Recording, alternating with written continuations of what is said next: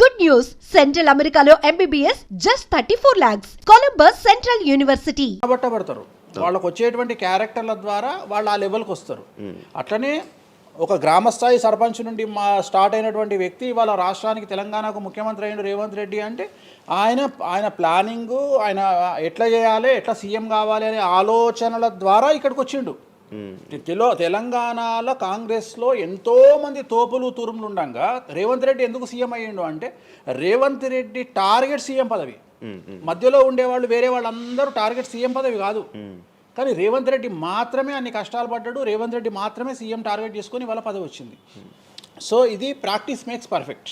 So మనం ఎంత practice చేస్తే అంత పర్ఫెక్ట్ అవుతాం. అంతేగాని టాలెంట్ చూపించుకోవాలి అంటే అవకాశం రావాలి, అవకాశం వచ్చిన దాన్ని వాడుకోవాలి. అన్నిటికంటే ధైర్యం కావాలి.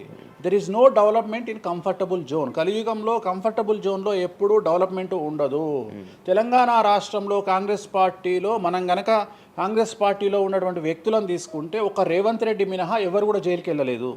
రేవంత్ రెడ్డి జైలుకు వెళ్ళడానికి కూడా సంసిద్ధత వ్యక్తం చేసినాడు, అలాంటి ఫైటింగ్ చేసినాడు. అంటే కంఫర్టబుల్ జోన్ దాటి రిస్క్ జోన్లో ఫైట్ చేయడం వల్ల ఇవాళ సీఎం అయినాడు. మిగతా వాళ్ళందరూ ఎక్కడనో దగ్గర భయపడ్డమో బాధపడ్డమో వెనకడిగేయడం వల్లనో వాళ్ళు అక్కడనే ఉండిపోయారు.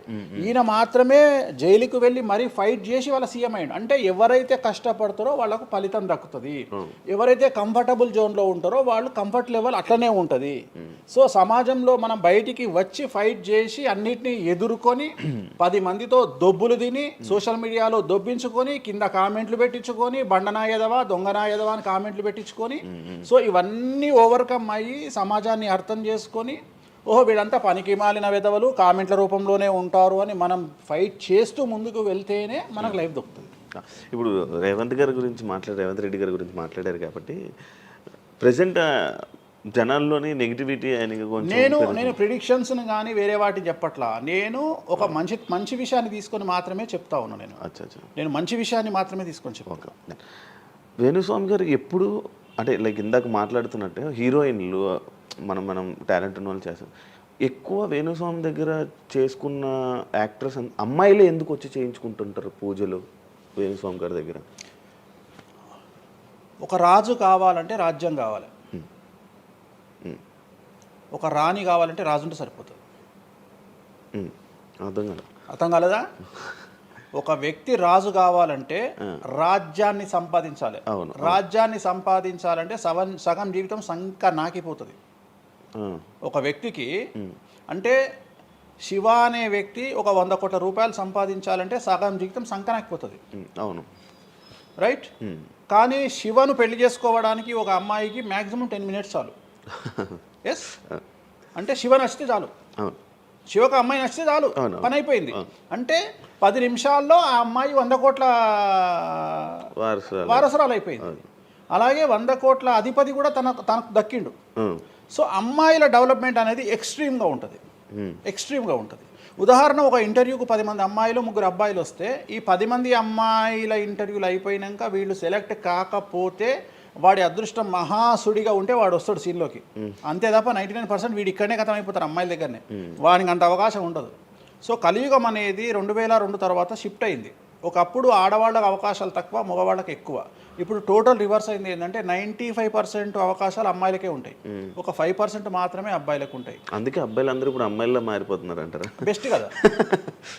ఇప్పుడు మొత్తం జెండర్ అంతా మారిపోయింది. కారణం ఏంటంటే అమ్మాయిలకు ఉండేటువంటి వెసులుబాటు అబ్బాయిలకు ఉండదు.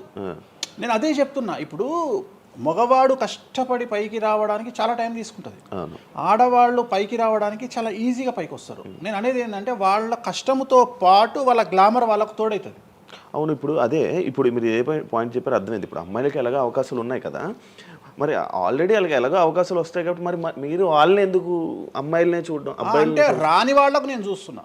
ఇప్పుడు వచ్చిన వాళ్ళు నా దగ్గరికి రారు కదా. ఇప్పుడు కరోనా వస్తేనే హాస్పిటల్కి పోతాడు, కానీ కరోనా రాకముందు పండుకోడు కదా హాస్పిటల్లో. సో అట్లనే వేణుస్వామితో పని ఉంటేనే వస్తారు. రెండవది, అమ్మాయిలకు ఉండే వెసులుబాటు ఏంటంటే అబ్బాయిలు కూడా చేసుకుంటారు నా దగ్గర, కానీ అబ్బాయిల డెవలప్మెంట్ అనేది చాలా తక్కువగా ఉంటుంది. ఉదాహరణ, నా దగ్గరికి వచ్చే అమ్మాయిలు ఓన్లీ సినిమా కోసం రారు. చాలామందికి తెలియదు ఈ విషయం. అంటే చాలామంది ఏమనుకుంటారంటే వేణుస్వామి దగ్గరికి వచ్చే అమ్మాయిలు సినిమా కోసమే వస్తారు, రారు. నా దగ్గరికి వచ్చే అమ్మాయిలు ఒక రాజకీయ నాయకురాలిగా వక్తగా కావాలని వస్తారు, సో పొలిటీషియన్ కావాలని వస్తారు, అన్నిటికంటే ఎంటర్ప్రెన్యూర్ కావాలని వస్తారు, ఒక బోటికో లేకపోతే ఒక గోల్డ్ షాపో ఏదో పెట్టుకొని బిజినెస్ కోసం వస్తారు.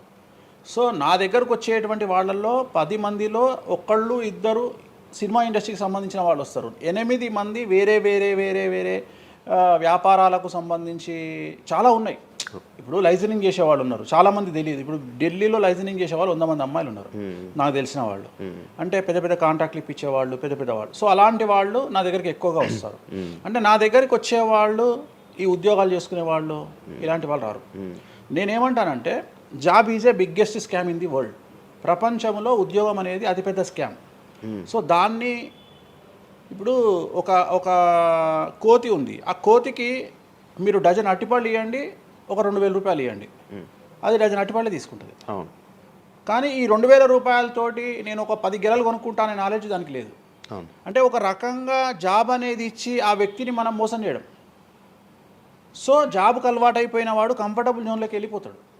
సో నేనేం చెప్తా అంటే ఆ జాబు నుండి మనమే 100 జాబులు ఇచ్చే స్థాయికి ఎదగాలి అనే కసి ఉండి అక్కడికి వెళ్ళాలి.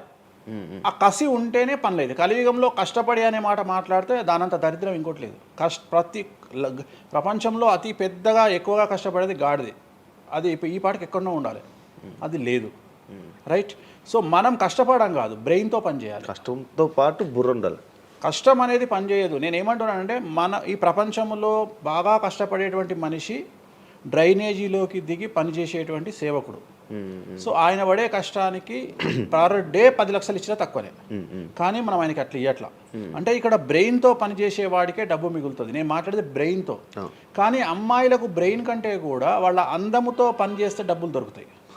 ఇప్పుడు ఇవాళ మనకు ఇప్పుడు మనం ఉన్నాం, నువ్వో నేను ఒక ఇన్స్టాగ్రామ్లో పోస్ట్ పెడితే ఎవరు చూడు. అదే ఒక అమ్మాయి పెడితే 2 మిలియన్లు వెళ్ళిపోతుంది. ఇప్పుడు అదే కదా జరిగేది. ఇప్పుడు బెట్టింగ్ యాప్స్లోకి వీళ్ళు ఎందుకు వచ్చారు అంటే వాళ్ళను ట్రాప్ చేసేవాడు కూడా ఈ అమ్మాయిలకు 2 మిలియన్ల ఫాలోవర్స్ ఉన్నారు, కనీసం మిలియన్కు రీచ్ అవుతుంది వీళ్ళ వీడియో అనే ఉద్దేశంతో పెట్టిస్తున్నాడు. సో పెట్టడం ఎందుకు ఏంటి అనవసరం పక్కన పెడితే వాళ్ళకుండే క్రేజ్, అమ్మాయిలకు క్రేజ్ అలాంటిది. అదే చెప్తున్నా, ఆ క్రేజ్ అమ్మాయిలకు చాలా ఈజీగా వస్తుంది. ఎందుకంటే గ్లామర్గా ఉండే అమ్మాయిలు చాలా ఈజీగా జనాల్లోకి వెళ్ళిపోతారు. సో చాలా వాళ్ళకు ఉండే అవకాశాలు చాలా ఎక్కువ. ఇప్పుడు రీసెంట్ మీరు బెట్టింగ్ యాప్ ఇన్ని రోజులు లేని బెట్టింగ్ యాప్, అంటే గత 2 సంవత్సరాల నుంచి ఫైట్ చేస్తున్నారు బెట్టింగ్ యాప్ల గురించి. వీళ్ళు సడన్గా ఇప్పుడు సెలబ్రిటీలు అందరూ బెట్టింగ్ యాప్లు ఇరుక్కుంటున్నారు. సెలబ్రిటీలే కాదు, 2025 సంవత్సరంలో సెలబ్రిటీ అనే ప్రతి ఒక్కడు ఏదో సమస్య ఇరుకుతాడు. అది అల్లు అర్జున్తోనే స్టార్ట్ అయింది. సో జాతకంలో అల్లు అర్జున్ యోగంలో 6వ ఇంట్లో శని, అల్లు అర్జున్ది కన్యారాశి. కన్యారాశి 6వ ఇంట్లో శనిలో ఉండగా అల్లు అర్జున్ జైలుకి వెళ్ళాడు. సో దానివల్ల ఆయనకు వెంట్రుక ముక్కతో సమానం. ఎందుకంటే తెల్లారు వచ్చి ఆయన టిఫిన్ చేస్తే ఆపలేరు, ఆయన టూర్కు పోతే ఆపలేరు, ఆయన రేపు పొద్దున పుష్ప 3కి 3000 కోట్లు వసూలు చేస్తుంది, దాన్ని ఎవడు ఆపలేడు. అంటే ఒక వ్యక్తిని జైలుకు పోయి వచ్చినంత మాత్రం ఎవడు ఆపలేడు. మహా అంటే బెయిల్ తీసుకొని బయటకు వస్తాం. ఇప్పుడు రేపు పొద్దున ఈ 11 మంది కూడా సరే జైలుకు పోతారా పోరా, అంత తీవ్రమైన నేరమా నాకు ఐడియా లేదు. సో వాళ్ళు పోయినా మళ్ళీ 10వ రోజు వచ్చి మళ్ళీ 11వ నాడు వాళ్ళు మళ్ళీ స్టేటస్ పెట్టుకుంటారు. దానివల్ల పెద్ద ఒక కొంపల మునిగేది ఏం లేదు. కాకపోతే ఇక్కడ జాతక రీత్యా ఎందుకే ఇప్పుడు జరుగుతుంది అంటే, ఎందుకు జరుగుతుంది అంటే ఎవరి జాతకంలోనైతే ఆ ప్రత్యేకమైనటువంటి టైమింగ్ వస్తుందో ఆ టైమింగ్లో ఉండేవాళ్ళు జైలుకు వెళ్ళడమో, సమస్యల పాలవడమో, మీడియాకి ఎక్కడమో. ఇప్పుడు అందరూ మీడియాకి ఎక్కిన అందరు జైలుకి వెళ్ళరు. సో ఇంకోటి ఏంటంటే, ఇప్పుడు ఒకప్పుడు జైలు అంటే భయము, ఇప్పుడు జైలు అనేది క్వాలిఫికేషన్. అంటే జనరల్గా ఇప్పుడు పొలిటీషియన్ అయితే జైలుకు పోగానే సీఎం అవుతాడు అనే నమ్మకం వచ్చింది అందరికీ. అట్లనే కొన్ని నమ్మకాలు వచ్చినాయి. ఇప్పుడు అల్లు అర్జున్ పోయి వచ్చిండు, ఏమైంది? సో అదే సినిమా ఇంకా ఆయన అనుకున్న దానికంటే ఇంకా కొద్దిగా ఎక్కువ డబ్బులు వసూలు చేసింది. సో ఇప్పుడు వీళ్ళు కూడా అంతే. కాకపోతే జాతకాల్లో చూసుకోవాల్సింది ఎందుకు ఇట్లాంటివి జరుగుతాయంటే, అష్టమ శని అంటే 8వ ఇంట్లో శని వచ్చినప్పుడు, 6వ ఇంట్లో శని వచ్చినప్పుడు, 12వ ఇంట్లో శని వచ్చినప్పుడు, 1వ ఇంట్లో శని వచ్చినప్పుడు, 6వ ఇంట్లో గురువు వచ్చినప్పుడు, 12వ ఇంట్లో గురువు వచ్చినప్పుడు ఇలాంటి సంఘటనలు వ్యక్తిగతమైన జీవితంలో జరిగే అవకాశాలు ఉంటాయి. ఇప్పుడు ఏదైతే కన్యారాశికి ఈ నెల 30 వరకు బ్యాడ్ ఉందో అది తులారాశికి షిఫ్ట్ అవుతుంది 1వ తారీఖు నుండి. అంటే ఏప్రిల్ 1వ తేదీ నుండి రాబోయే 2.5 సంవత్సరాల పాటు తులారాశి సెలబ్రిటీలు ఎవరైతే ఉంటారో వాళ్లకు సేమ్ సంచలనాలు, జైలుకు వెళ్ళడాలు, ఇలాంటి సమస్యలు అనేటువంటివి రాబోతున్నాయి. వేణుస్వామి గారు చేసిన తప్పులకి నలిగిపోతూ ఆయన మీద జరుగుతున్న ట్రోల్స్ తీయించడానికి లక్షలు ఖర్చు పెడుతున్నాడనే పబ్లిక్లో టాక్ అనేది నడుస్తుంది. అది ఎంతవరకు నిజం? అసలు పట్టించుకొని అవి ఎంజాయ్. ట్రోల్స్ని ఎంజాయ్ చేస్తారా? ట్రోల్స్ని ఎంజాయ్ చేస్తాను నేను. ట్రోల్స్ని ఎంజాయ్ చేస్తాను నేను. ఎందుకు అంటే నేను నమ్మేది ఏంటంటే any publicity is good publicity అని నమ్మే వ్యక్తిని. Bad or good publicity. నాకు నేను అనే పాయింట్ ఏంటంటే ఒక అంబానీ ఫ్యామిలీ పెళ్లిళ్ళు చేసుకున్నారు, 5,000 కోట్లు ఖర్చు పెట్టి పెళ్లిళ్ళు చేసుకోవడానికి ప్రధానమైన కారణం ఏంది? పబ్లిసిటీ పిచ్చి. వేణుస్వామికి 500 కోట్ల పబ్లిసిటీ ఫ్రీగా వచ్చినప్పుడు ఎందుకు వద్దంటాడు? పిచ్చిన కొడుక వేణుస్వామి అన్న? కాదు కదా. ఒక ప్రైమ్ టైంలో 7 గంటలకు నేను ఒక ఛానల్లో అరగంట షో కొనాలంటే నాకు కనీసం ₹1,00,000 అవుతుంది. నేను పిచ్చిన కొడుకునా? నాకు వచ్చే పబ్లిసిటీ ఎంత ఎక్స్ట్రీమ్ పబ్లిసిటీ వస్తుంది. నేను ఎప్పుడు బాధపడతా? నా లైఫ్ డిస్టర్బ్ అయినప్పుడు బాధపడతా, నా ఫైనాన్షియల్ రూట్ ఆగిపోయినప్పుడు బాధపడతా. ఇప్పుడు నేను 12వ సంవత్సరంలో సినిమా ఇండస్ట్రీకి వచ్చిన. నా కమాండింగే మీడియా, నా కమాండింగే సినిమా ఇండస్ట్రీ, నా కమాండింగే పొలిటికల్, నా commanding all aspects of life. అలాంటి నేను నా జాతకాన్ని అంటే ఏం తెలియకుండానే బ్లైండ్గా వచ్చి మీడియా ముందర మాట్లాడేసి దొబ్బులు తిని వెళ్ళిపోదాం అనుకుంటున్నా? అంటే నాకంటూ కొన్ని క్లారిఫికేషన్స్ ఉంటాయి కదా. ఇప్పుడు ఉదాహరణ, ఇప్పుడు ఒక వ్యక్తి మీద ఒక అలిగేషన్, లీగల్ అలిగేషన్ వచ్చినప్పుడు వాడు యాంటిసిపేటరీ బెయిల్ తీసుకుందామా, లాయర్ను మాట్లాడుకుందామా, ఏం చేద్దాం అని ఆలోచిస్తాడు కదా. అట్లనే మనం అడవిలోకి వెళ్ళేటప్పుడు టైర్ పంక్చర్ అయితే ఏం చేస్తామని ఆలోచించుకుంటాం కదా. అట్లనే ఒక అడవిలో ట్రావెల్ చేసినప్పుడు మనం ఆలోచించుకొని ట్యాంక్ డీజిల్ ఫుల్ చేయించుకుంటాం కదా. సో అట్లా నాకు ఉండవు ఆలోచనలు. నేను ఆలోచించుకోకుండానే ఇలాంటి పనులు చేస్తున్నా. సో వేణుస్వామిని దెబ్బ కొట్టాలి అన్నా, ఎవరిని దెబ్బ కొట్టాలన్నా ఫైనాన్షియల్గా దెబ్బ కొట్టాలి. బట్ నేను అవకాశం అవతల వాడికి ఇయ్యాను. కారణం ఏంటంటే ఒక ఎలుకలాగానో ఒక పాములాగానో, ఒక ఎలుక కానీ పాము కానీ తన శత్రువుల దాడి నుండి బయటికి రావాలంటే 7 నుండి 8 బొక్కలు చేసుకుంటుంది ఒక హోల్లో. అంటే ఇటు రాడ్ పెడితే ఇటు వెళ్ళిపోతుంది, ఇటు రాడ్ పెడితే ఇటు వెళ్ళిపోతుంది. సో అట్లనే నేను ఒక 4-5 రకాల ఆర్థిక వనరులను ఏర్పాటు చేసుకున్నా. నా మెయిన్ ఇది కాదు. ఇది కాకుండా ఇంకా 4-5 రకాల ఆర్థిక వనరులను ఏర్పాటు చేసుకున్నా. ఈరోజు దుకాణం బంద్ చేయమంటే ఇదే క్షణంలో దుకాణం బంద్ చేసి కాలు మీద కాలేసుకొని నా పనులు నేను చేసుకుంటాను. సో అంత కంఫర్టబుల్ జోన్లో ఉన్నా నేను. సో నాకు టెన్షన్ లేదు. నాకు అంటే నన్ను ఎవడో ఆపేస్తాడు, నేను ఆగేయాలి, ఏం లేదు. హ్యాపీగా వెళ్ళిపోతుంది. సపరేట్ బిజినెస్లు ఉన్నాయి నాకు. 190 వ్యాపకాలు ఉన్నాయి నాకు. నన్ను జ్యోతిష్యం, నేను 4 నెలలు జ్యోతిష్యం చెప్పుకోకపోతే జ్యోతిష్యం మీద సంపాదించేదానికంటే ఇంకో ₹5 ఎక్కువ సంపాదించుకున్నా. ఇప్పుడు మధ్యలో నేను ఒక 4 నెలలు రెస్ట్ తీసుకొని నాకు వేరే వ్యాపకాలు చూసుకుంటే నాకు ఈజీ, ఎందుకంటే నేను కాన్సన్ట్రేషన్ చేయలేకపోతున్నా. సో ఇప్పుడు నాకు దొరికింది మొన్నటి వరకు, నేను ఆ పని చేసుకున్నా. రెండోది ఉగాదికే కదా నేను మాట్లాడేది, తర్వాత ఏం మాట్లాడతా. రెండోది ఏంటంటే కొన్నిసార్లు మనకు కొన్ని విచక్షణ, కొన్ని జ్ఞానాలు కలుగుతాయి, కొన్నిసార్లు కలుగుతాయి. ఇప్పుడు నాకు కూడా అదే జ్ఞానం కలిగింది.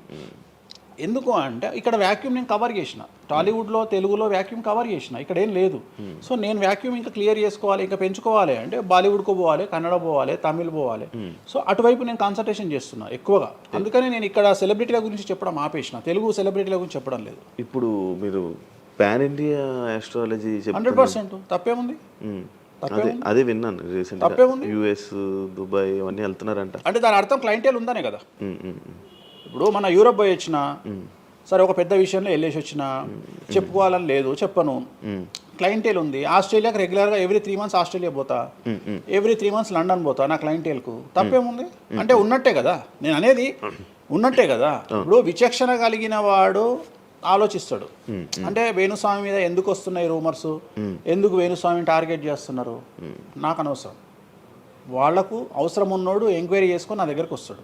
నేను ఇంకోటి అందరికి ఒకటే చెప్తా, నా పాజిటివ్ వీడియోల కంటే నా నెగిటివ్ వీడియోలే చూడండి. ఫస్ట్ జనాలు నన్ను ఎక్కిన వీడియోలు చూడండి, నన్ను దొబ్బిన వీడియోలు చూడండి, నా గురించి నెగిటివ్గా పెట్టిన వీడియోలు చూడండి. అప్పటికే మీకు నా మీద నమ్మకం కలిగితేనే నా దగ్గరికి రండి, లేకపోతే రావద్దు. ఫస్ట్ వాటిని ఎంజాయ్ చేయండి, వాటిని ఫుల్ ఎంజాయ్ చేయండి, చేసి నా దగ్గరికి రండి. అట్లాంటి వాళ్ళే నా దగ్గరకు వస్తారు. అవునా? నాకు అదే కావాలి. చెప్పారా? నాకు అదే, నాకు టీవీలో ఎప్పుడు కూడా చెప్తున్నా కదా. వాళ్ళు వచ్చిన వాళ్ళు ఎవరైనా వచ్చిన వాళ్ళు చెప్తారు కదా. ఇప్పుడు ఉదాహరణ ఏమంటారు అంటే, ఇప్పుడు కామాఖ్య ఉంది, కామాఖ్యకి వెళ్తే ఇప్పుడు ఎవరో ఒకళ్ళు పబ్లిసిటీ చేసిరు, కామాఖ్యలో నాన్ వెజ్ ఉండదు, లిక్కర్ ఉండదు అని చెప్పి పబ్లిసిటీ చేసిరు. అవును. చెయ్యంగానే నా కామాఖ్య మెట్లెక్కగానే కనిపించేది నాన్ వెజ్, కామాఖ్య మెట్లెక్కగానే కనిపించేది లిక్కరు, గర్భగుడిలో ప్రదర్శనం చేస్తున్నంతసేపు మనకు కనిపించేది నాన్ వెజ్, లిక్కరు. సో అక్కడికి ఇప్పుడు ఎగ్జాంపుల్ చెప్తా. ఇప్పుడు శివ అనే వ్యక్తి కామాఖ్యకి ఇంతవరకు వెళ్ళలేదు. సో ఇప్పుడు ఏమనుకుంటాడంటే వేణుస్వామి గురించి చెప్పిన ప్రచారాన్ని శివ నమ్ముతాడు. నాకు అదే కావాలి, ఇప్పుడు నమ్మడమే కావాలా. కానీ శివ నెల తర్వాత కామాఖ్యకి వెళ్తాడు. వెళ్ళిన తర్వాత ఎక్కడ చూసినా అడుగున నాన్ వెజ్, లిక్కర్ కనిపిస్తుంది శివకు. శివకు లాస్ట్కు ప్రసాదం కూడా నాన్ వెజ్ ఇస్తారు, ప్రసాదం కూడా లిక్కరే ఇస్తారు. అంటే తాగున ఆయన అని చెప్పి చేతిలో పోస్తారు. అంటే తీర్థంలో లిక్కర్ పోసి మీకు తీర్థం ఇస్తారు, మీరు తీర్థం తాగుతారు, లిక్కర్ పోసిరు. అప్పుడు ఒకసారి మీకు గుర్తొచ్చేది ఎవరు? వేణుస్వామి. ఓహో, వేణుస్వామి చెప్పింది 100కు 100% నిజము. అంటే మనం మూర్ఖులము, ఇన్ని రోజులు నమ్మింది, మనం తప్పు చేసినాం వేణుస్వామి విషయంలో అని లేదు. అక్కడికి వెళ్ళే వాళ్ళు క్షుద్ర పూజలు వీళ్ళు వాళ్ళు వెళ్తుంటారు. అసలు క్షుద్రం అంటే ఏంది? క్షుద్ర పూజలు శ్మశానంలో చేస్తారు. ఇవి వామాచార పూజలు. మందులలో, అలోపతి మందుల్లో రెగ్యులర్ మందులు స్టిరాయిడ్స్ లాగా స్టిరాయిడ్స్ అనేవి ఇవి. సో నాలెడ్జ్ లేకపోతే నిమ్మకాయలు పెట్టిన ప్రతి చోట క్షుద్ర పూజ అంటే శ్రీకాళహస్తిలో నిమ్మకాయలతోనే పూజ చేస్తారు. క్షుద్ర పూజ నాది అంటే వేణుస్వామి పూజలు చేయడం క్షుద్ర పూజలు, వామాచార పూజలు. వామాచార పూజలు నేను అనేది ఏంటంటే, నేను అది ఇప్పుడు ఇందాక అదే చెప్పిన, అనేవాడు ఫిల్టర్ లేకుండా ఎన్నన్నా అనుకొని, ఒకవేళ అట్లా అనుకుంటే వేణుస్వామి క్షుద్ర పూజలు చేస్తే సోషల్ మీడియాలో ఎందుకు పెట్టుకుంటాడు? నా లైఫ్లో నేను చెప్పేది ఒకటే, నేను ఆస్ట్రాలజీలో కానీ బ్రాహ్మణ్ కమ్యూనిటీలో కానీ నేను సన్నీ లియోను. నేను నా బట్టలు నేనే ఇప్పుకుంటా, నేను ఎవరిని ఇప్పనియా, నా బట్టలు నేనే ఇప్పుకుంటా. నేను దొంగతనంగా ఇవాళ వరకు పూజ చేసినా, దొంగతనంగా చెయ్యలేదు. పైన పూజ అవుతుంది, మీరు కెమెరా తీసుకొని పోయి పెట్టుకోండి. నాన్ వెజ్ పెట్టిర్రు, లిక్కర్ పెట్టిర్రు, పైన పూజ అవుతుంది. సో మీ ఇష్టం వచ్చినవి తీసుకోండి. నేను శాస్త్రానికి విరుద్ధంగా చేస్తే అమ్మవారు నన్ను సర్వనాశనం చేస్తుంది. నాకెవడన్నా అడ్డొచ్చి అనవసరంగా అమ్మవారిని బద్నాం చేస్తే వాడు సర్వనాశనం అవుతాడు. Simple logic. ఇంట్లో పెద్ద ఏం లేదు, ఇంట్లో నేను పెద్ద గొప్పగా చెప్పుకునేదే లేదు. వామాచారాన్ని క్షుద్ర పూజలుగా భావించి మాట్లాడుకుంటే మీ కర్మ. ఇంకోటి, నేను ఎందుకు లైవ్లో పెడతా పూజలన్నీ? ఎందుకు పెడుతున్నా అంటే, నేను చేసేటి సక్రమమైనటువంటివి కాబట్టే పెడుతున్నా. ఇంకోటి, ఎక్స్ప్లోర్ చేసేవాడికి తెలుస్తాయి ఇవన్నీ. కామాఖ్య పోవాలంటే పోయేటప్పుడు 15,000, వచ్చేటప్పుడు 15,000, 30,000 రూపాయల ఫ్లైట్ టికెట్ ఎక్కి పోవాలి. ఒకప్పుడు 4,000 రూపాయల ఫ్లైట్ టికెట్ ఉంది వేణుస్వామి ప్రచారం చేయక ముందుకు. వారానికి ఒక్క ఫ్లైట్ ఉండే గౌహతికి. ఇవాళ ప్రతిరోజు పోవడానికి 3 ఫ్లైట్లు, రిటర్న్ రావడానికి 4 ఫ్లైట్లు వేణుస్వామి వల్ల ఏర్పడ్డాయి. ఇవాళ తెలుగు, మీరు కామాఖ్య టెంపుల్కి వెళ్తే ప్రతి 10 మందిలో 5 తెలుగు వాళ్ళే ఉంటారు, కర్ణాటక వాళ్ళు ఉంటారు, తమిళ వాళ్ళు ఉంటారు. సో ఇంత స్ప్రెడ్ అయింది కామాఖ్య. సో రెండవది, తెలియకుండా మాట్లాడే వాళ్ళ గురించి నేను మాట్లాడా, ఎక్స్ప్లోర్ చేసి మాట్లాడే వాళ్ళ గురించి నేను మాట్లాడతాను. మీరు కామాఖ్యకి వెళ్తే ఇప్పుడు గోవాలో ఏముంటుంది?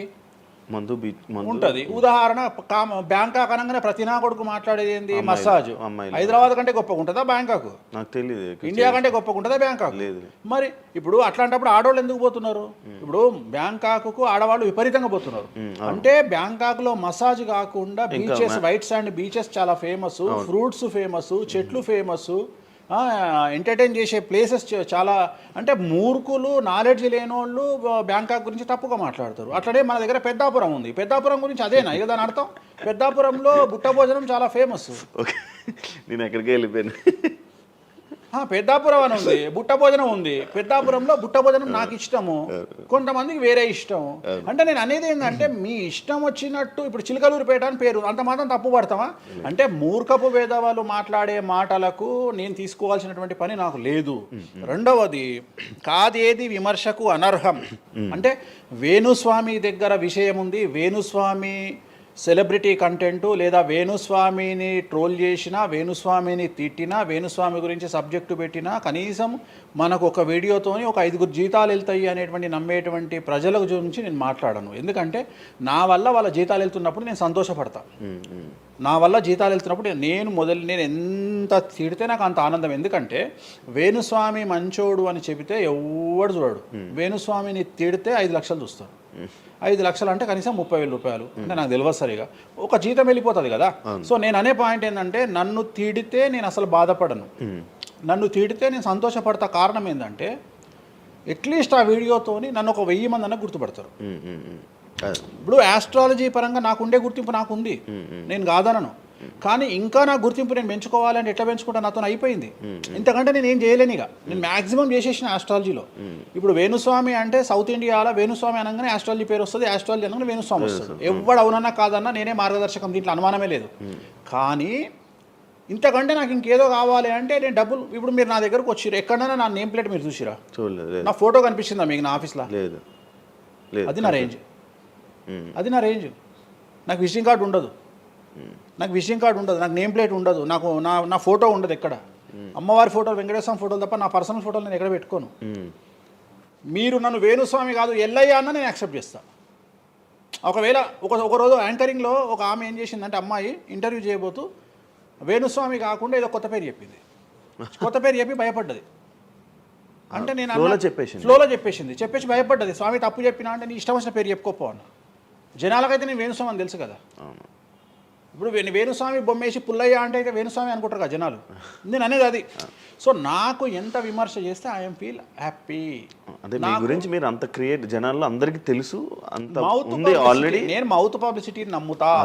మౌత్ రెండవది సింపుల్ లాజిక్. తెలుగు జనాలు అంత పిచ్చోళ్ళ. ఎక్కడ ఎవరి గురించి నెగిటివ్ పడుతుంది, ఏం పడుతుంది, ఎందుకు పడుతుంది, దీని వెనకాల ఏం జరుగుతుంది అని ఆలోచించలేనంత చవటలో నేను అనుకోను. ప్రతి యాడ్ను క్షుణ్ణంగా పరిశీలిస్తారు, ప్రతి టీవీలో టెలికాస్ట్ అయ్యే ప్రతిదీ క్షుణ్ణంగా పరిశీలిస్తారు, దీని వెనక వీళ్ళ మోటో ఏంది అనేది కూడా ఆలోచిస్తారు. సో చాలా సింపుల్గా అనలైజ్ చేస్తారు. సో అంత మాత్రాన నాకు వచ్చేదేముంది, జనాలు ఒకటి నన్ను విమర్శించేవాడికి లేదా నన్ను శత్రువుగా భావించేవాడు ఆ 2 రోజులు మందు ఎక్కువ తాగుతాడు, 2 పెగ్గులు, అంతకుమించి వాడు వీకేది ఏం లేదు. రెగ్యులర్గా తాగే మందు కంటే 2 పెగ్గులు ఎక్కువ తాగుతాడు, 2 ముక్కలు ఎక్కువ తింటాడు, ఎందుకంటే అబ్బా వేణుస్వామికి ఏదో అయిపోయింది అని. కానీ అంతకుమించి జరిగేది ఏముంటుంది, వేణుస్వామి మర్డర్ చేసినా మానభంగం చేసినా రాజ్యాంగానికి అతీతంగా లోపలికి పోతాడు. అది కాకుండా 19(1) ప్రకారమే ఎవరికైతే జనాలకు స్వేచ్ఛ మాట్లాడే హక్కు ఉందో దాన్ని బేస్ చేసుకొని వేణుస్వామి మాట్లాడతాడు తప్ప వేణుస్వామి రాజ్యాంగాన్ని మీరి ప్రవర్తించేటువంటి పరిస్థితి లేదు. రాజ్యాంగానికి లోబడి ప్రవర్తిస్తాడు. సో ఆర్టికల్ స్పీచ్ 19(1) ప్రకారమే మాట్లాడతాడు. దీంట్లో ఎటువంటి సమస్యలు లేదు. నా వృత్తి ఆస్ట్రాలజీ. సో పర్ఫెక్ట్గా మాట్లాడుకుంటా. కానీ నా గురించి నెగిటివ్గా మాట్లాడే వాళ్ళు ఎప్పుడు కూడా నా శ్రేయోభిలాషలే, ఎందుకంటే వాళ్ళు నా స్థాయిని పెంచుతూ ఉన్నారు కాబట్టి నేను వాళ్ళని ఎప్పుడూ శత్రువులుగా భావించను. వేణుస్వామి గారితో డేంజర్ అంటే మిగతా కొంతమంది బ్రాహ్మణ లైక్ పంతులు కానీ వీళ్ళు కానీ చెప్పేది ఇది, వేణుస్వామి గారి డేంజరు ఆయన్ని ఒకవేళ ఏమైనా అంటే మళ్ళీ ఆయన పూజలు చేసి మనం నాశనం అయిపోయేలా ఇది కూడా ఆయన చేయగలడు, పవర్స్ ఉన్నాయి. నమ్ముతున్నట్టే కదా, అంటే నాకు వర్తుందనే కదా. అలా నాకు అర్థం కాదు. వర్తున్నట్టే కదా. ఇప్పుడు వర్త్ లేకపోతే ఫీల్ కావాలి. భయపడుతున్నారంటే నమ్ముతున్నట్టే కదా. సబ్జెక్ట్ ఉందని నమ్ముతున్నారు కదా. ఓకే ఓకే, పవర్స్ ఉన్నాయి, పవర్స్ నమ్ముతున్నారంటే సబ్జెక్టే కదా. అది తప్పేం లేదే దాంట్లో, దాని తప్పేం లేదు కదా. అంటే నా దగ్గర పవర్స్ ఉన్నాయని నమ్ముతున్నారు కదా, ఇట్ ఈస్ ప్రూవ్డ్ కదా. నేను అనే పాయింట్ ఏంటంటే నేనేదో జనాల్ని ఉద్ధరిస్తా, నేనేదో జనాలకు పూజలు చేసి వాళ్ళను మంచి చేస్తా అనుకున్నప్పుడు ఫస్ట్ అడిగే క్వశ్చన్ ఏంటంటే రేపు ఇచ్చినాయాలా నీకు వచ్చిన సమస్యల్ని క్లియర్ చేసుకోరా అంటారు ఫస్ట్. మరి నా సమస్యలను క్లియర్ చేసుకుంటా కదా. లాజికా కాదా? చేస్తారా నిజంగా? నేను అడిగే పాయింట్ మీకు అర్థం కాలా? అర్థమైంది. నేను చెప్తున్నది ఒకటి, నీకు అర్థమవుతున్నది. నాకు ఒక న్యాయపరమైన చిక్కు వచ్చినప్పుడు దాని నుండి బయటపడడానికి నేను పూజలు చేసుకుంటానా చేసుకోనా? మరి వాటి ద్వారానే కదా నేను జనాలకి. ఇప్పుడు నీకేదన్నా ప్రాబ్లం వచ్చి రేపు పొద్దున వేణుస్వామి గారు నాకు ఈ సమస్య వచ్చింది అంటే సమస్య మీరు ఎప్పుడు నమ్ముతారు? నన్ను మీరు చేశాక అది మీరు నేను బయటపడ్డప్పుడు నమ్ముతారు. అదే మీ సమస్యల నుంచి మీరు బయటపడ్డాక జనాలు నమ్ముతారు. అర్థమైంది. బట్టతల పెట్టుకొని నేను వెంట్రుకలు మొలిపిస్తాను టీవీలో యాడ్ ఇస్తే అమనాబూతులు తిడతారు. అరే నీకే గుండు మీద ఎంటికలు లేవు, నువ్వేం మొలికిస్తావురా అని. అట్లనే నేను కూడా నా స్టామినా ఏందో జనాలకు తెలియజెప్పాలి అంటే నేను నా సమస్యల నుండి బయటపడ్డప్పుడే కదా ఎదుటి వ్యక్తికి చేసే రైట్స్ నాకు ఉంటాయని చెప్తున్నా. అంటే ఇప్పుడు మీకు వచ్చిన సమస్యల నుంచి మీరు బయటపడ్డారు, మీకు మీరే పూజ చేసుకున్నారు. ఎందుకు చేసుకో? నా జాతకాన్ని నేను విశ్లేషించుకుంటా కదా. నాకు వచ్చే సమస్య నేను అనుకోను, బట్ నేను సమస్యలు వస్తే వాటిని క్లియర్ చేసుకోవడానికి నాకుండే రెమెడీస్ నాకు ఉంటాయి కదా. మీరు చేశారు ఆ పూజల్లో ఎవరైనా నష్టపోయారా? ఎవరిని నేను అనేది ఏంటంటే మనం బాగుండాలని కోరుకుంటాం. ఇంకోటి ఏంటంటే ఫస్ట్ నేను శత్రువుగా భావించాలి కదా. నేను అంత దూరం ఆలోచించాను. నేను ఎదుటి వ్యక్తిని శత్రువుగా ఎప్పుడు భావిస్తా అంటే వ్యక్తిగతంగా వచ్చి నన్ను కొట్టినప్పుడు నేను భావిస్తా. అంటే నా గురించి చెడుగా మాట్లాడడం అనేది నాకు శత్రువు కాదు, ఎందుకంటే వాళ్ళ వృత్తి అది. బోల్డ్ మంది మాట్లాడతారు అందరితో, అందరూ శత్రువులు. నేను అదే అంటున్నా. ఇప్పుడు ఇదే వీడియో కింద మళ్ళీ పెడతాడు ఎవడో, మళ్ళీ వచ్చిన వారా పంది అని పెడతాడు. ఇప్పుడు నేను వాడిని ఇల్లు ఎత్తుక్కుంటూ పోవాలా? నేను వాడిని ఇల్లు నాకు కనీసం లక్షల్లో క్లయింటేల్ ఉంటుంది. ఈ వీడియో కింద తిడితే తిడితే ఒక 10 మంది తిడతారు. ఈ 10 మంది అలవాటు కాదు, కలియుగ ధర్మము. నేను చాలా ప్రాక్టికల్గా ఉంటా. నేను లేకపోతే ఎంత దమ్ము ఉంటే ధనిష్టలా నేను వచ్చి మందు తాగుతా, నాన్ వెజ్ పెడతా అని చెప్పుకోవాలంటే చాలా విషయం ఉండాలి, మామూలు విషయం కాదు. ఈ కమ్యూనిటీలో తట్టుకోవాలి. అందుకనే నేనేమంటున్నా, ఒక బ్రాహ్మడు అనగానే ఇప్పుడు ఉదాహరణ ఒక పెద్ద పూజారు ఉన్నాడు గుడికి. ఆ పెద్ద పూజారిని టార్గెట్ చేయాలంటే ఫస్ట్ టార్గెట్ చేసేది నాన్ వెజ్ తింటాడు, లిక్కర్ ముట్టుకుంటాడు అని చెప్తారు. అందుకని నేనే నా బట్టలు ఇప్పేసుకుంటున్నా. అవకాశం లేదు అంటే నేను ఆల్మోస్ట్ ఆల్ అండర్వేర్తో సహా అన్ని ఇప్పేసిన. ఒకవేళ నేను అండర్వేర్ ఉంటే అదన్నా లాగుదామని కూడా వస్తుండే, నేను అది కూడా ఇప్పేసిన. ఇంకేముంది నా నాయన నన్ను ఇప్పడానికి? నా దగ్గర ఏం లేదు కదా. ఇప్పుడు నువ్వేమైనా కొత్తవి చూపిస్తే ఏం చూపిస్తావు? నువ్వేం చూపిస్తావు? సుప్రీంకోర్టు ఇచ్చిన ఆర్డర్ ప్రకారం నేను వేరే అమ్మాయితో పడుకున్నా, అమ్మాయితో ఇష్టంతో పడుకుంటే అది కూడా నాకేం తప్పు లేదు. ఇంకా నువ్వు నాకు ఏం చూపిస్తావు? నేను ఎప్పుడన్నా నేను సామాజికానికి వ్యతిరేకంగా చేసినప్పుడు, శాస్త్రానికి వ్యతిరేకంగా చేసినప్పుడు నువ్వు నా గురించి వ్యతిరేకంగా చూపిస్తావు. అంతే తప్ప నా దగ్గర ఏమున్నాయని చూపిస్తావు? నేను చచ్చే వరకు నువ్వు చూపించలేవు.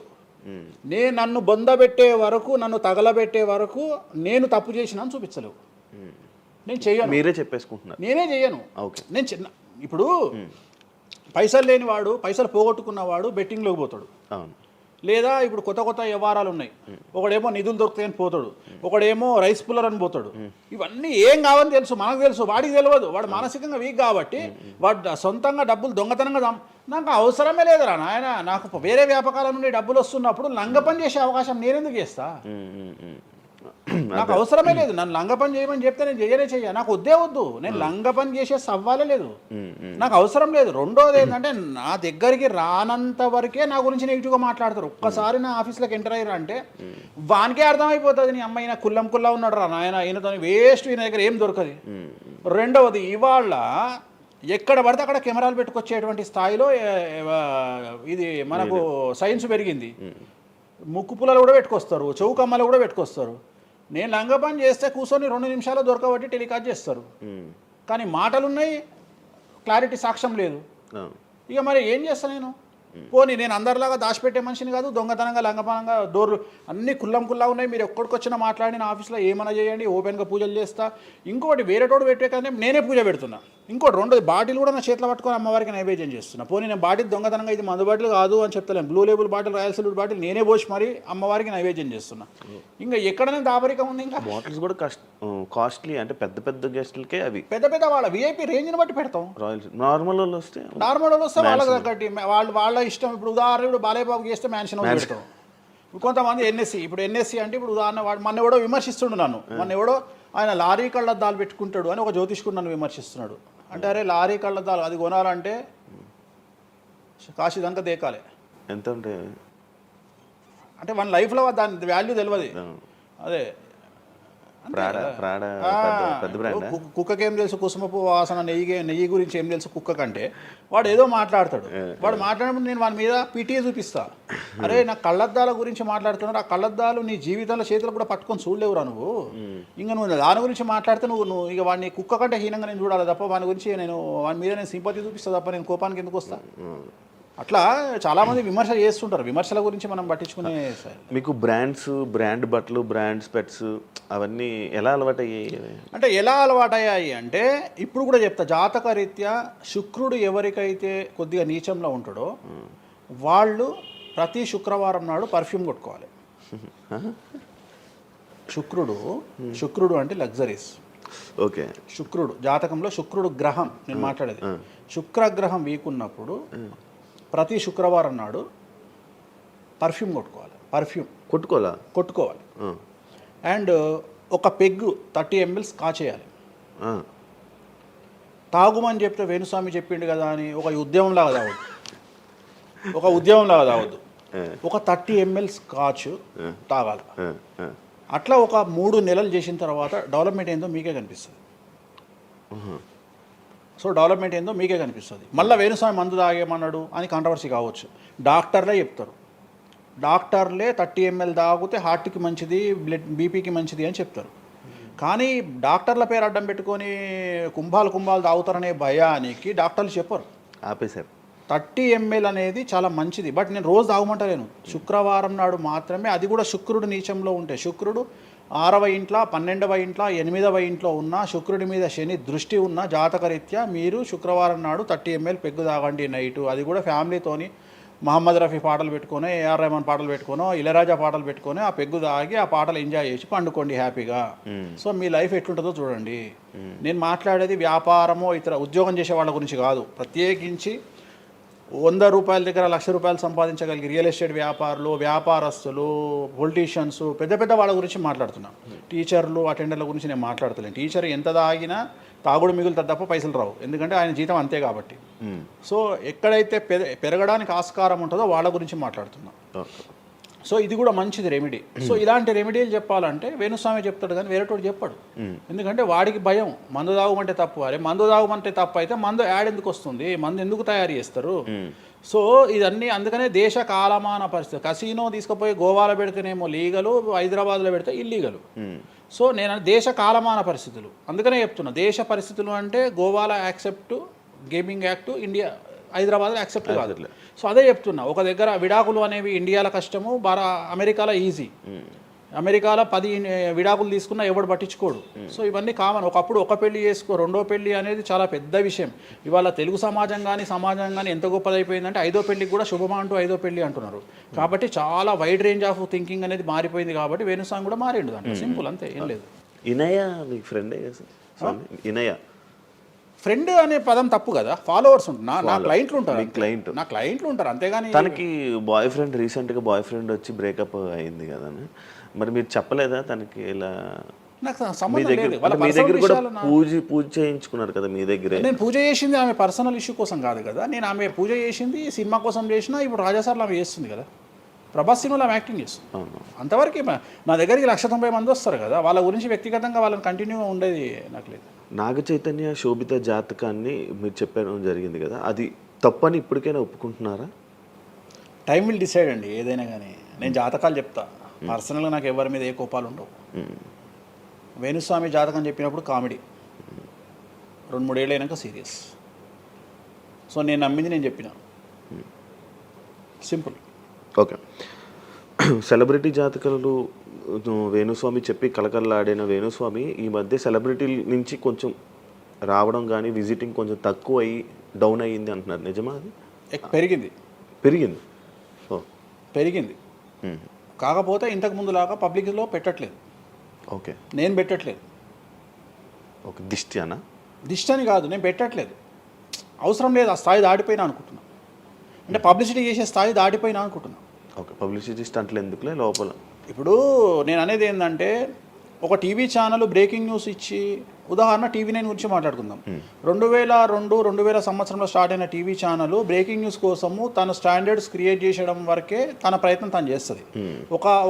ఒక లెవెల్ వచ్చిన తర్వాత, ఒక నెంబర్ 1 పొజిషన్ వచ్చిన తర్వాత చిల్లర వేషాలు లేదు.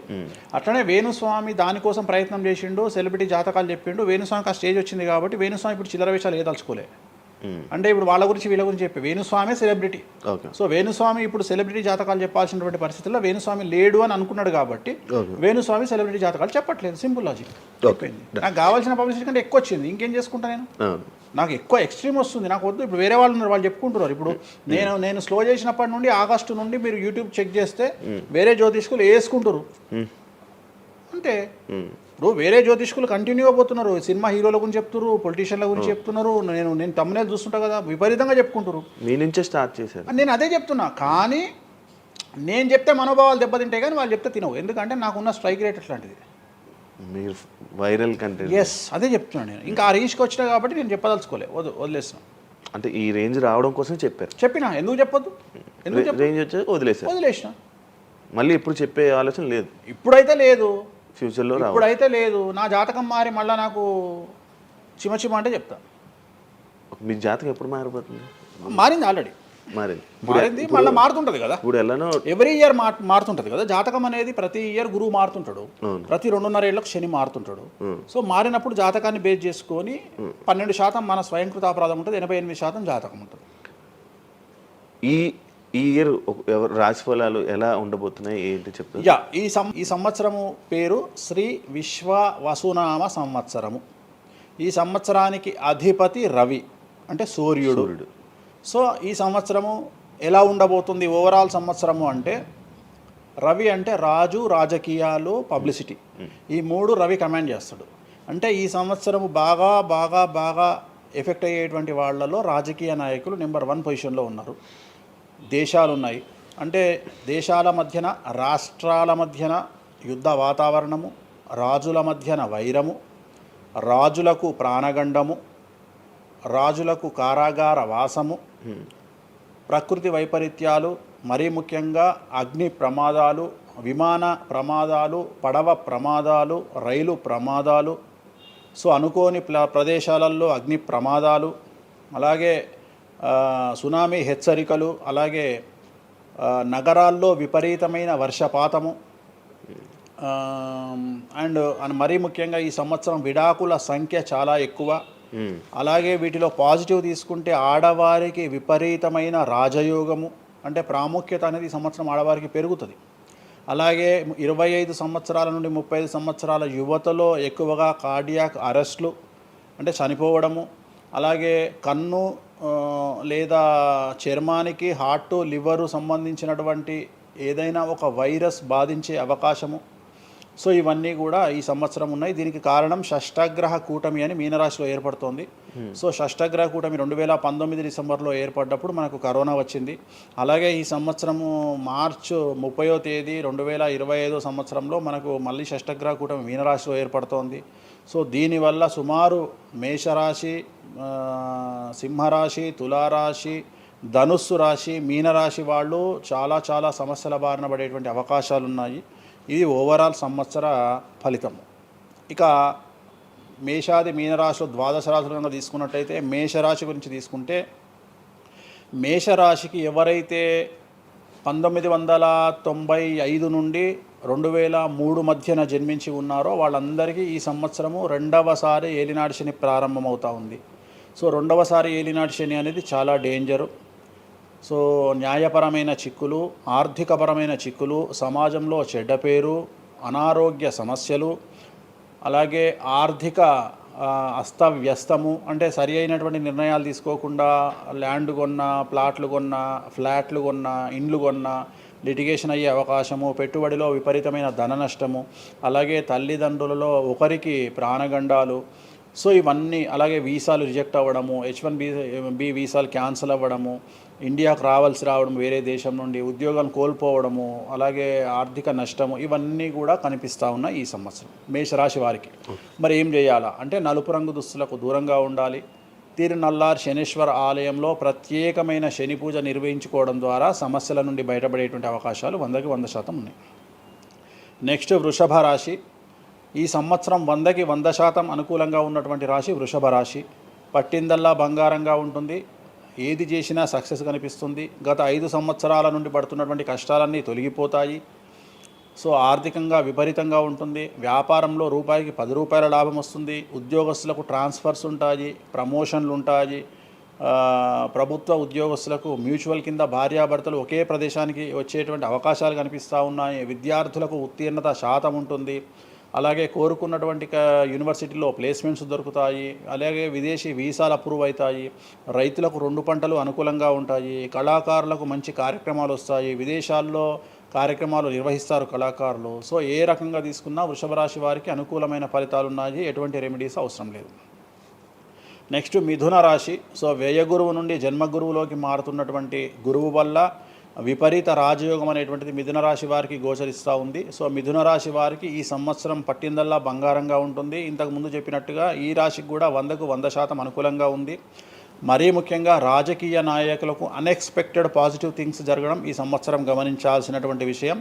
అవివాహితులకు వివాహయోగ సూచనలు, సంతానం లేని వారికి సంతాన యోగము, ఉద్యోగం లేని వారికి ఉద్యోగము, ట్రాన్స్ఫర్స్ కోరుకునే వారికి ట్రాన్స్ఫర్స్, అలాగే అన్ని రంగాల్లో పనిచేసేటువంటి వారికి, ప్రభుత్వ ప్రైవేటు ఉద్యోగాల్లో ఉండేవారికి పాజిటివ్ థింగ్స్, ప్రమోషన్లు, ట్రాన్స్ఫర్స్, వ్యాపారస్తులకు అనుకూలతలు, ఇవన్నీ కూడా కనిపిస్తూ ఉన్నాయి. స్త్రీలకు మరీ ముఖ్యంగా అనుకూలంగా ఉండబోతూ ఉంది. సో మిథున రాశి వారికి ఎటువంటి సమస్యలు ఈ సంవత్సరం లేవు.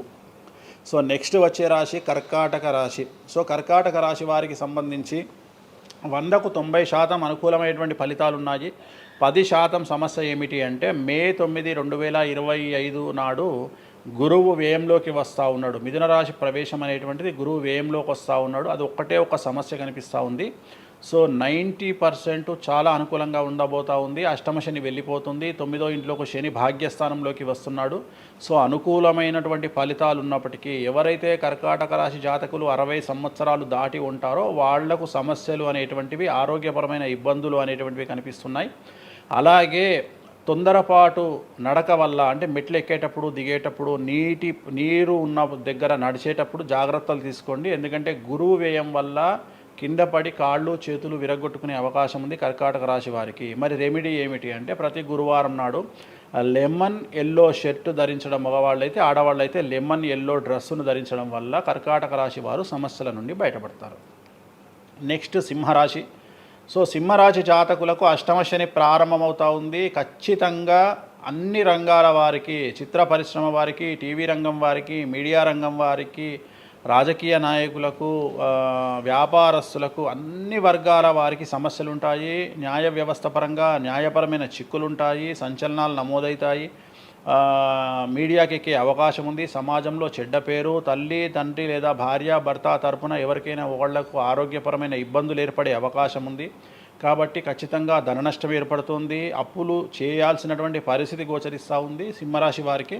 మరి రెమెడీ ఏమిటి అంటే తిరునల్లార్ శనీశ్వర ఆలయంలో ప్రత్యేకమైన శని పూజ నిర్వహించుకోవడం ద్వారా సమస్యల నుండి బయటపడేటువంటి అవకాశాలు కనిపిస్తూ ఉన్నాయి.